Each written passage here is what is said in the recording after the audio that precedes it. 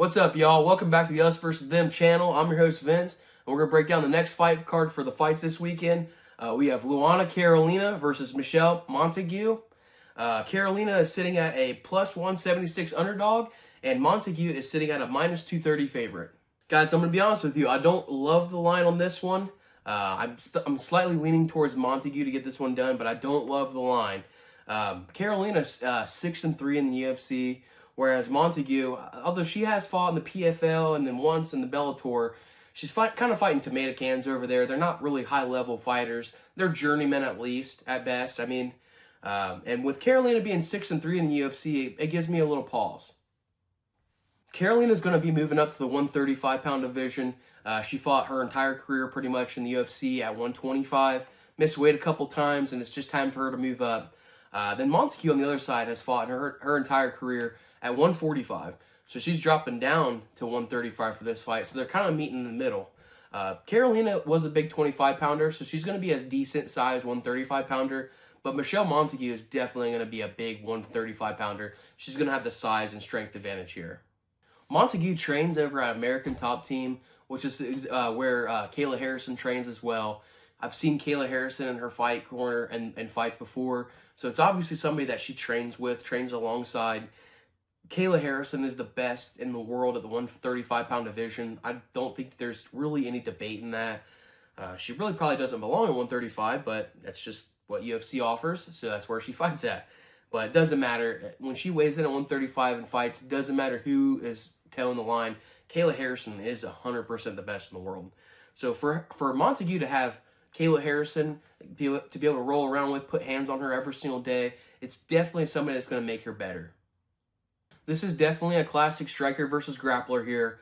Carolina really has a flowy style when it comes to her striking. She throws a lot of kicks, mixes in those kicks really nicely. But the one thing I did notice about her is that she doesn't really seem like she has a lot of pep in her shots. She doesn't really have a lot of fight finishing potential in general.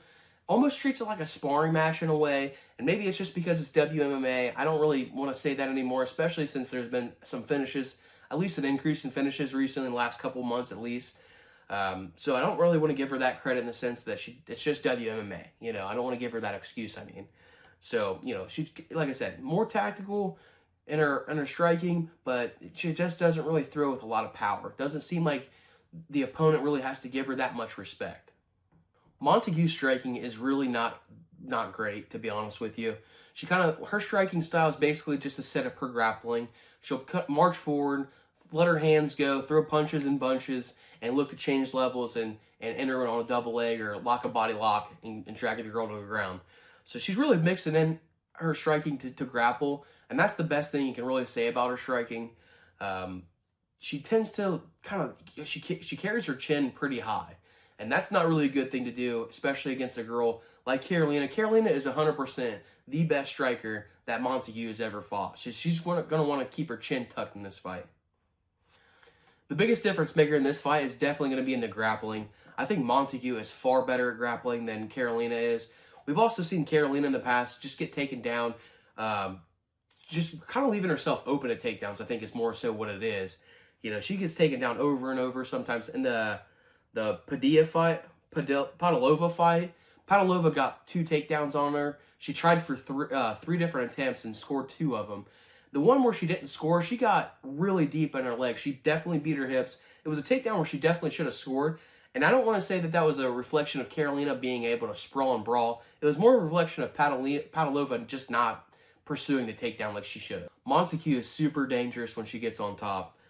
When she gets on top, she is a problem. She's 6-0 right now professionally. As you guys probably already know, she got all 6 wins by way of submission, all 6 wins by way of rear naked choke. But when I watch her fights, she's not just headhunting the rear naked choke. Yeah, obviously she's really good with it. One thing that makes her really good with the rear naked chokes is when she gets those boots in, or hooks. We call them boots in wrestling. When she gets those hooks in, she really extends her hips and really arches her back to put a lot of downward pressure on her opponent, and that flattens her opponent out. From there, she can just kind of let her hands go and either finish with some ground and pound, or what typically happens is her opponents cover up and try to protect themselves, and it leaves their neck open, and that's when she sinks in that rear naked choke. So when she gets on top, especially when she gets on somebody's back, she is very dangerous. But like I was saying though, she doesn't just headhunt the rear naked choke. That's where her go-to. But she's looking for other submissions as well. For my official prediction, I'm leaning definitely towards Michelle Montague. I feel fairly confident in that pick, just given the fact that Luana Carolina just doesn't defend takedowns well. I don't like her takedown defense, and if this fight goes to the ground, she's going to give away rounds at worst, or at best, I mean. At worst, she's going to have Montague on her back, and she's going to give up a submission. So for my official prediction, just given the size and strength advantage, and given her ferocity on top and her tenacity just to stay on top, I'm going with Michelle Montague, and I'm going to be basic in this one and just pick her by submission. That's all I got for you D-Gens on this one. Stay tuned for the next video where we have Cody Thickness versus Josias Musasa. Probably not saying that name right, but maybe I am. But I'll see you guys for that video. I'm fucking out of here.